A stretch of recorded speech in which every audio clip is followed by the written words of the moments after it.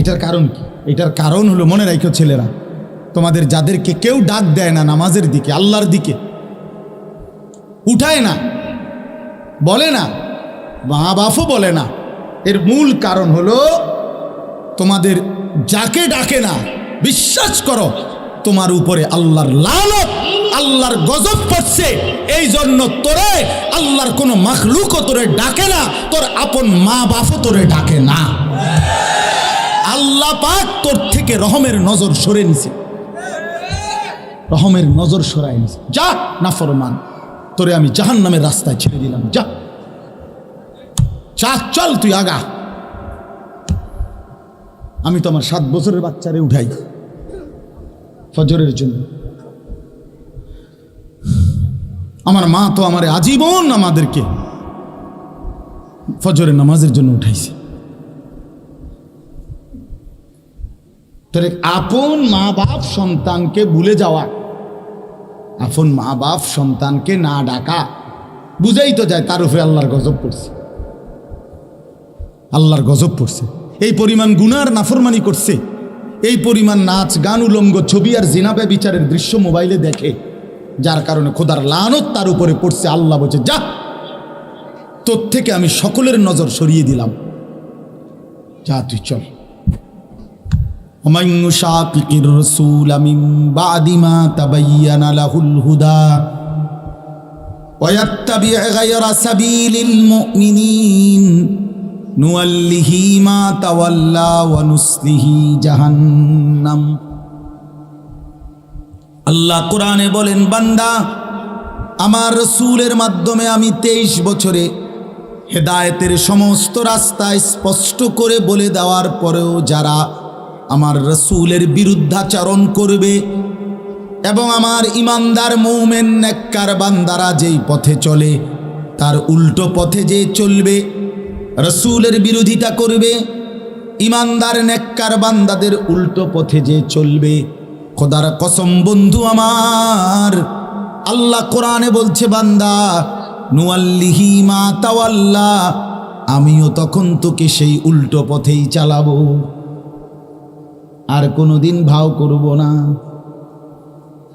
অনুসলিহি জাহান্নাম, উল্টো পথে চলতে চলতে একদিন তোরে আমি লাথি দিয়া ধাক্কা দিয়া জাহান্নামে ফেলে দেব। ওয়াসাআত মাসীরা, জাহান্নামে ঢুকেই দেখবা বান্দা কতটা নিকৃষ্ট ঠিকানা জাহান্নাম। ইন্নাল মুজরিমিনা ফি আযাবি জাহান্নামা খালিদুন। আল্লাহ বলেন, নিশ্চয়ই নাফরমান পাপী জাহান্নামের আযাবের মধ্যেই থাকবে চিরস্থায়ী।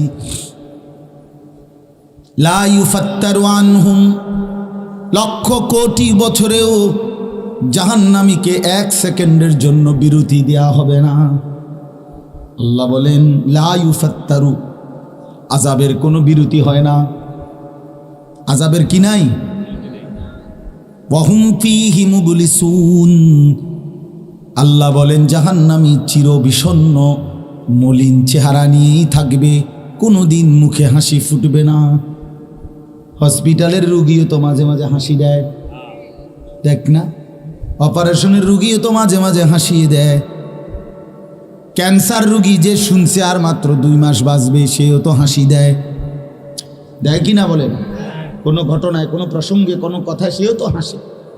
আল্লাহ বলেন, লক্ষ কোটি বছরেও জাহান্নামীর মুখে কোনোদিন হাসি ফুটবে না, 1 সেকেন্ডের বিরতি মিলবে না, শুধুই চিৎকার করবে, ওমা যালামনাহুম ওয়ালাকিন কানু হুমুজ জালিমিন। আল্লাহ তখন ডাক দিয়ে বলবে, নাফরমান, আমি তোমার উপরে জুলুম করি নাই বান্দা, তুমি নিজেই নিজের উপরে জুলুম করেছ।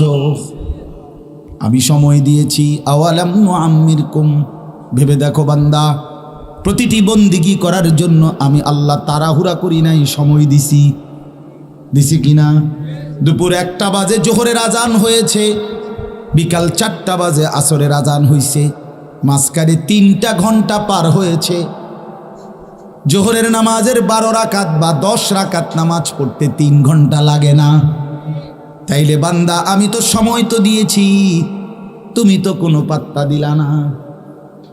ফজরের নামাজ ছিল 4 রাকাত, সময় তো ছিল 1 ঘন্টার মতো। আমি আল্লাহ তো সময় দিছি, 4 রাকাত নামাজ পড়তে তো 1 ঘন্টা লাগে না, লাগে কি? তো পাত্তা দিলা না কেন? এজন্য আল্লাহ বলবেন জাহান্নামীর প্রতিটা চিৎকার দিবে আর আল্লাহকে ডাকবে, আল্লাহকে ডাকবে, আল্লাহ মাফ করে দেন, আল্লাহ মাফ করে দেন, মাফ করে দেন, আল্লাহ মাফ করে দেন। আল্লাহ বলবে না বান্দা আমি জুলুম করি নাই, তুমি করেছো। তুমি বারবার আমার আহ্বান ফিরিয়ে দিয়েছো। শক্তি, সামর্থ্য, যৌবন, শরীর, স্বাস্থ্য সব আমি দিয়েছি, আর তুমি আমি আল্লাহর উপর থেকেই ভরসা হারায় ফেলছো। তুমি এতটা লোভী ছিলা, এতটা অধৈর্য ছিলা, এতটা কাপুরুষ ছিলা, আমি আল্লাহর উপরে আস্থা রাখবার মতো হিম্মত তোমার ছিল না।